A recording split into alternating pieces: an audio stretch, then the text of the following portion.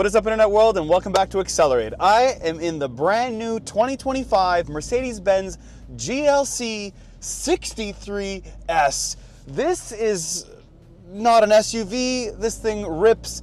This is brand new. This has a 4-banger, no longer an 8.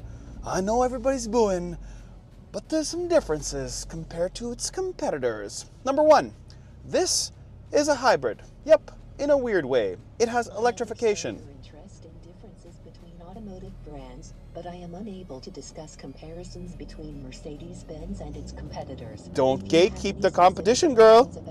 All right, well, here's some facts. Number one, this makes a lot of power. I will tell you that in a couple seconds. Number two, this thing is not an SUV. So for anybody saying this is an SUV because it is a GL and then a C, it is not an SUV. This is a big station wagon, in my opinion. It is as low as a car, slightly higher, more like a Subaru height, if you ask me. Yep, this feels very Subaru heightish, but does not feel like a RAV4. It does not feel like a Suburban, and it definitely does not feel like a Hummer. This is a small, compact station wagon. Let's take it for a rip. And here we go. I have a whopping 201 horsepower rear-wheel drive motor that has a 6.1 kilowatt-hour battery. And then when you take that little guy and you put it with the engine, you have a combined power of a lot of power. This thing makes 671 horsepower and 752 pound-feet of torque. Those are crazy numbers for this little tiny vehicle. And we're gonna get to 60 in hopefully about 3.5 seconds, maybe a little bit less. I've got a 9-speed MCT transmission. This engine has been Formula One tuned, and we are gonna get it. Now, it's been difficult this week to try to get this thing to race start, so I haven't done it. I'm gonna just do it off the line, foot on the ground, off the brake, and go. Come on. That's a good start. Now this has the AMG Performance 4MATIC Plus all-wheel drive system, and it hooks like crazy. Oh my God, great brakes. The only weird part about it here is, oh man, the sound is amazing. This is what the Porsche Macan Turbo is lacking. I mean, that's a lot more money, but still, look at this thing. This thing sounds so sick. Foot on the brakes, foot on the brakes. Now this electric motor does help it, not in range, but in just like a boost, and you can really feel it. Like there's no lag of torque right here. Oh my God. Now, okay, back to this little funny thing I was gonna tell you. On the pedals, they've got these little circular rubber pieces, and they kind of stick to your feet a little bit, like kind of like chewing gum. It feels like I have chewing gum on my feet. On the brakes, on this corner, on the ground. Oh my God. I love it, I love it, I love it, I love it. Okay, so back to the drive modes. This has a lot of drive modes. So I'll come to a stop here and I will go through them. I've got slippery, I've got individual, I have battery hold, electric, then I have comfort, sport, sport plus, and race. So I will go into race and we will try to get some numbers for you guys. Race, start, release, brake to start, and go. Oh my God, 4-wheel drive burnout.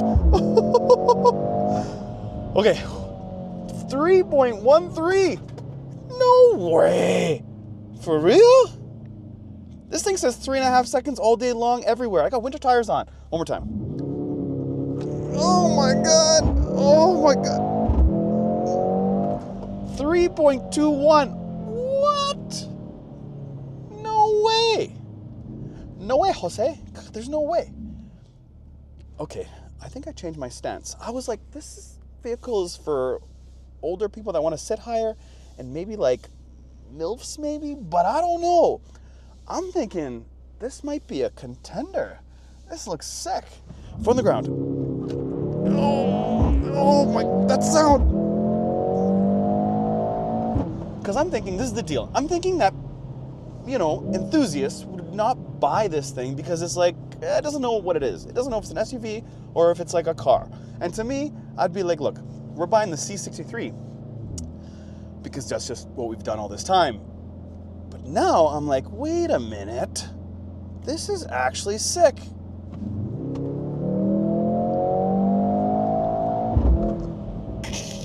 Giggly, giggly, giggly. All right, so let's get into some details. This thing does have rear axle steering, and you can tell, I don't know, but I think this is a little bit, I mean, like marginally little bit more sloppy than the Porsche. The Porsche seems like it's just a little bit better in terms of steering. This is a little bit softer, but the Porsche was actually a little bit more comfortable, not from a seat perspective, because I find these seats better, but the Porsche didn't slap the ground when it went over a bump like this does. This goes over a bump and it's like, it does one of these, and I'm totally like peaking my mic here, but that's what I felt like the Porsche was. The Porsche felt a little bit better when it came to the steering. This is definitely a little bit heavier. The steering wheel is more meaty on this thing, and it feels nicer on the fingers, but I felt like the Porsche was just a little bit more crisp and a little bit more sharp on turns. The Macan Turbo, that is, considering it's definitely heavier than this as well with the battery, or all electric, but there's just no comparison in terms of thrill, in terms of feel, in terms of, like, you know, having a motor. Okay guys, I gotta restart this thing again. This thing is sick. That's why I was like, let me get this car when it has more than 1,500 kilometers, because they restrict any sort of, you know, performance driving, not anybody except for the car. The car has a little sticker and it says, running in notes, avoid stress on the vehicle, such as driving at full throttle, no kickdown, maximum speed, 85 miles an hour, which makes sense, but slowly increase speed and engine speed. Oh, the other thing is that trying to get restart wasn't always working. There it is. There it goes. Oh my God. Oh, I got it. Oh my God. Still low threes, man, all day long. And remember, this is a four-banger. There's a ton of hate because it doesn't have the V8 growl, but the kick of this thing is sick. So let's talk about the outside of the all-new Mercedes Benz GLC 63S. So on the front here, you can see you have the Afterback AMG badge up top. And like all Mercedes Benzes, you have another emblem right there. This massive logo has a radar right behind it. It does have some heating elements. If you look closely, you will see that there's lines running right through it. Now these headlights are a digital light, and they give you this fancy look when you start it first thing or you press the button to unlock the vehicle. It also does a really good job at night. I like how instant it is when you turn the steering wheel. They adapt very, very easily. Now this massive grille is not the first time we've seen this on an AMG product. It's pretty standard across the board. They have these vertical lines through it, the AMG badge right there, and then of course you have this massive bumper. Now what's interesting is that it is closed off. There is no openings, and that's probably because this is a 4, not an 8. You do have your Parktronics, and you do have a bit of black, piano black down here as a lower little lip. But there is some intakes. If you come down here and you look, you have little tiny flaps right there, and that's to allow air into the engine. That's the only opening as far as air goes. Now along the side here, you will see that it is not an SUV. I'm 5'9", and I can see right over this vehicle, which is really strange to me. No SUV should be this short where you can see over it, especially when I'm shorter than the average height in the US. Now, this has 21-inch wheels. It does have a center hub. I like how it has AMG on the side because this is an authentic AMG wheel. I like how they've not like skipped that part of put some sort of weird wheel. Mercedes-Benz is true when it comes to wheels. They put really, really good wheels on their product. This is an AMG GLC 63S, so I expected that. No, let's try it. So all black, they are authentic AMG. They do have a center hub and they have the AMG right around it. Now it's got really big brakes. Those are red AMG brakes with cross-drilled rotors. I like to see that because when you are parked and you see that thing, you're like, I like this weapon. Anyways, along the side here, you have the Turbo E-Performance badge. You have all black on the top as well as the bottom. Now the bottom is dirty, so you can't really see it, but you do have side flares on the side here. You do have a black roof rail. It is not shiny. It has a matte finish, which is different than the side here, which is all piano black or shiny black, including this piece right there. Now, the one weird thing I think about this car, especially when there's black everywhere, is why are these things chrome? These should be black. 1 and 2. It's kind of a real miss for me when it comes to this sort of product. This is a 63.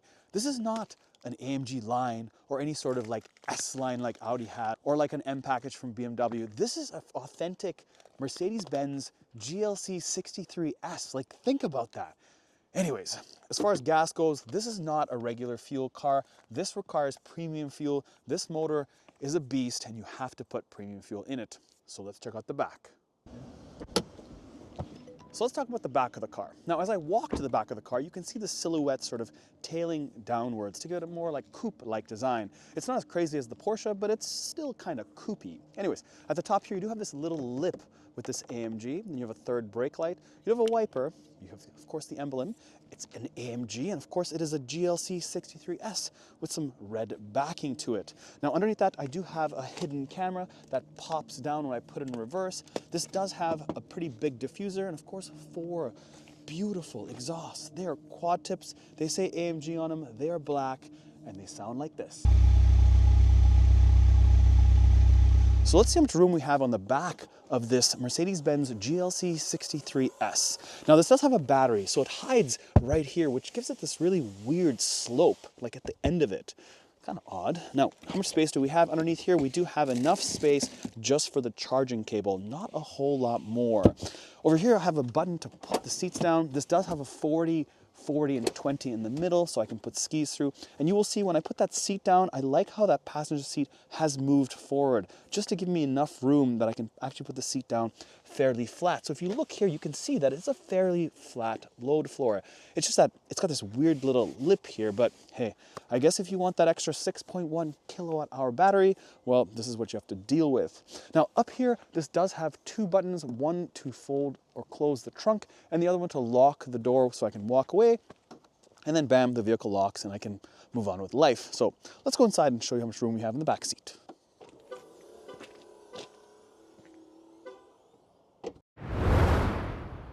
So back seat, the Mercedes Benz GLC. How much room do we have and how does it feel back here? Well, these seats are fixed, so they don't really move. The back seems fairly hard, but the design is cool. I love the red stitching, and this looks like a 4-layer bulletproof vest. And I'll show you guys that in a second. As far as headroom goes, a good amount of headroom. I'm 5'9", I still got a lot, including wearing a hat. My panoramic sunroof goes right to the end, so I like that it's nice and airy. This does feel like a smaller cabin, but all this glass here makes me feel good, although it has a blacked headliner. Now, I like all the backlit LED, as you can see here, all the ambient lighting, the Burmester sound system, and then I do have a bit of storage behind these seats. Now, I can adjust these headrests up and down, side to side, sort of. I think more like front to back, side to side. But there's no USB-Cs here, none whatsoever. There's nothing to charge. I can't charge anything here. There's nothing whatsoever. And what about here? Nope, just a pen holder and more of a cup holder. So there's nothing more I can do. It's kind of strange, nothing to charge. How wild is that? And what's even wilder is there's a house behind here, and I'm filming outside, and this guy keeps honking. Listen. It's like he's purposely doing this so I don't film here. Guess what we're gonna do? I think this guy wants to be on camera because he keeps hitting his panic button. But it's not the panic button, it's the lock button, so it gives the honk. Listen, in his GMC Sierra, I won't get him on camera, even though he's dying to be on camera. Anyways, let's jump in this AMG. Club AMG, I like to call it, because here's where it shines. I'm gonna show you guys this at night. It's crazy. Look at all the backlit. There's all this LED everywhere. Behind the vents, you've got this strip of LED going all along the side here. You've got these massive screens. Now again, they're not new to Mercedes-Benz in general, but it's newer. It's about a year and a half old or so, but I still really like this design. It's just very sporty, very funky. It's new, it's different. Look at all this carbon they have on the dash. It is nice and smooth. And even the way this, now some people will say like this feels like an iPad that it's put on, but actually I really do like it. And this steering wheel, it does have leather on the top, and then you have Alcantara on the sides. It's flat on the bottom. It says AMG right here, and I do really appreciate that. And again, it's gas. So once I press the brake and I start it, it's on right now because it has a battery component to it. But as soon as I start it or put it into different drive modes, it'll kick the engine back on. Now, this does have a pretty large screen. All right, we are back with Mr. Hornalot. We have a 12.3-inch screen here and 11.9 center display. Now, you can completely adjust this, and I will show you guys at night, because it's a whole different game changer of these screens at night. It's just beautiful, and you've got a lot of different options. Now, if you don't know Mercedes-Benz product, the steering wheel does a lot, and it's kind of complicated in some way. The right side up here does this screen, and the left side up here does that screen. You see, most steering wheels only have 2 sort of buttons you can play with, or 2 levers, I guess, if you want to look at it that way, the left side and the right side. But this one has 4. It's got 1, 2, 3, 4, and then rotary buttons on the bottom and clicky buttons. And then you have paddle shifters, and then of course you have your stocks. So there's a lot going on here, which kind of makes sense because There's no more physical buttons except this little strip down here. And this is not the first time I'm saying this, but it's just the first time you will see it in reality, especially when everybody's moving towards all digital. Mercedes-Benz has thrown a lot at the steering wheel, and it's probably one of the most complicated steering wheels on the market today.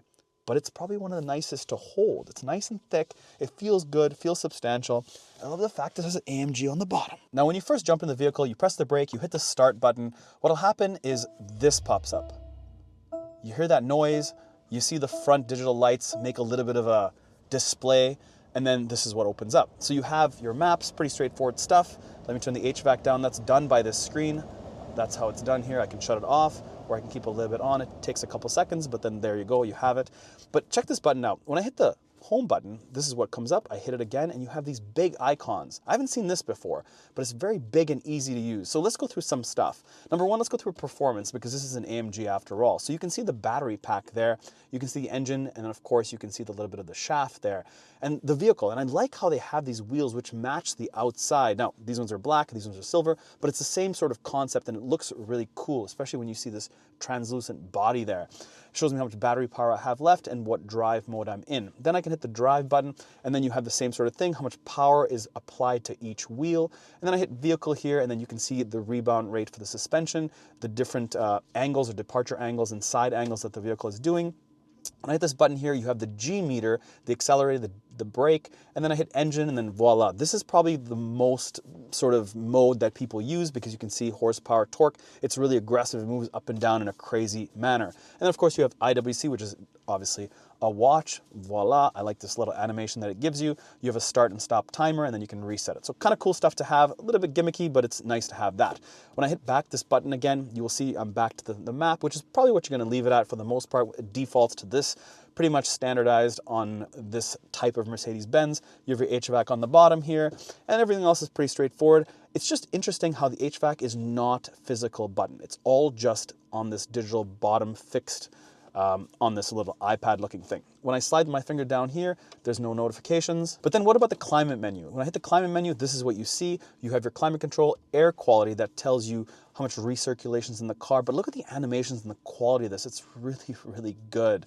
But if I hit this home button again, bam, you get to this point, and then bam, I hit it again, and then you have your different buttons here. So let's finally close this off with the track pace. When I hit track pace here, let me hit it, there we go. It says there's no tracks available, but it's cool because I can set a drag race. Remember, this is a SUV is what Mercedes-Benz claims it to be, and I do have this type of technology focused on drag racing. That's pretty wild. On the bottom here is where you have a fixed button. This is where you have your AMG button, so you can go through all your different drive modes. So like I was talking about on the drive here, you've got a ton of different drive modes all the way up to race. This is where you can adjust all your adjustability for sound inside the vehicle. You can make it a little bit more aggressive. You can shut it off. I got my suspension, my drive, my dynamics. There's just so much going on in this. And it really just makes you wonder, like, are you ever going to use this? Are you going to go just electric, comfort, and race? Because that's probably the three modes that I would be using it in. Like, would you use this like this? I don't know, hard to tell. Anyways, back to this little line here. This is for my cameras. As you can see, pretty cool 360s. It is done really well nowadays, and we've come a long way with technology. Like, look at this. Move this up and down.